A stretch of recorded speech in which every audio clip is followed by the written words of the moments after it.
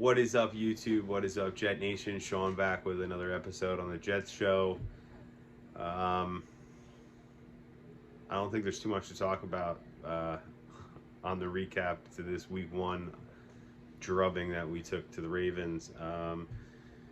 If you haven't done so already, before we get into the content, hit that subscribe button, hit that notification bell so you can get notified when my next video drops. Always love to hear your comments below, so please comment. Let me know what you guys think of the video and, the content we're providing. So let's get into it. I don't even know what that was, guys. I didn't even want to do this video, but that was just a putrid offensive performance.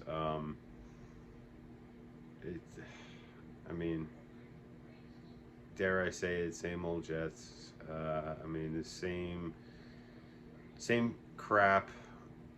New coaches, new players, same crap. Defense wasn't good last year. Defense looked better this year, but the offense still isn't good. It looks like it's stuck in the 1980s.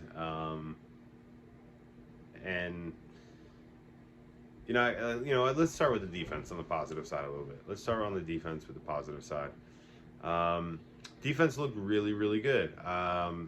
They gave up a couple big plays. They did not take advantage of the fumble that they should have recovered.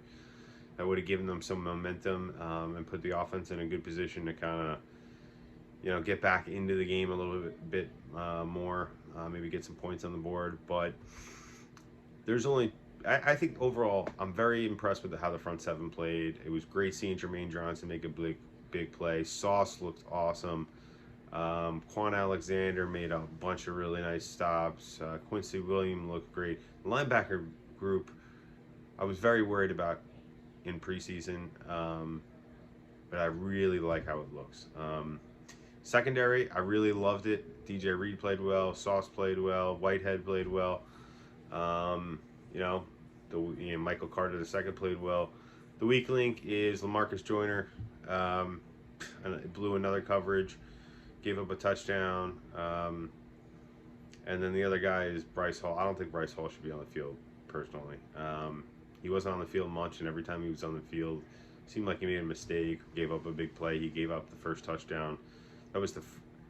He might have been on the field before that play, but I feel like that was the first time I noticed him on the field. And, of course, he gives up the touchdown pass.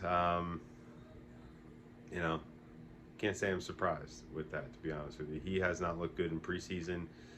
He got burnt in preseason a lot, and that was by backups.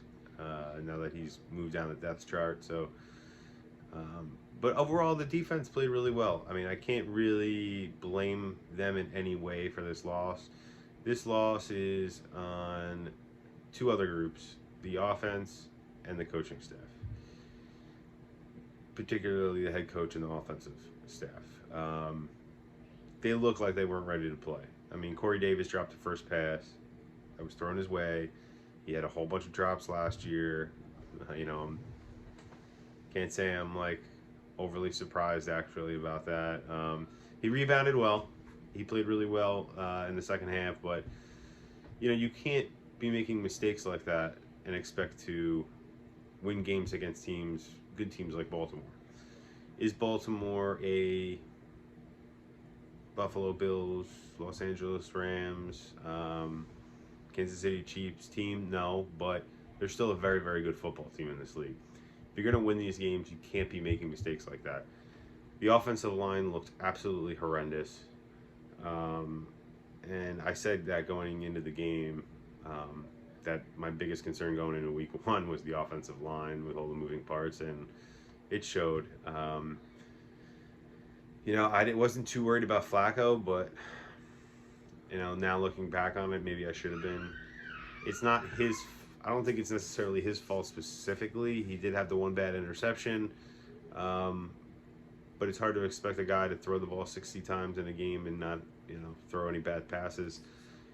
That being said, I should have paid more attention to the fact that he's an absolute statue and can't move at all, and how that would play into the whole cohesion in the offensive line that I was so concerned about. Mixed reviews on Breece Hall. Like some of the stuff I saw from him. He had a couple big plays. Well, I wouldn't say big plays, but nice, nice plays. But he also had the big fumble. You can't be fumbling the ball like that when we're trying to get back in the game at that point. That was a huge deflate. That deflated that team, that offense. They're moving the ball down the field. He makes that mistake. That might have been one of the biggest plays of the game, to be honest with you. Did like what I saw from Garrett Wilson. The wide receivers in general made a couple big plays. Surprisingly, Flacco ended up throwing for over 300 yards, but one of my big questions from Michael LaFleur is why didn't we throw the ball to the tight ends more? Conklin, I think he had 4 targets or something like that, and 5 targets maybe. Again, you question the play calling on this offense. You question everything on this offense. It seems like every other week. And I don't know. I guess maybe my expectations were a little too high for this game going into the season. Being so excited about all the moves we made, all the changes we made in the offseason, how much better I thought this team was going to be.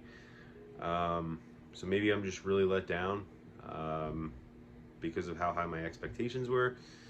Because, this was a hard game against a Baltimore team that is a very good football team. It's coached very well. It's got a really good defense and a phenomenal quarterback. So, it's 1 week.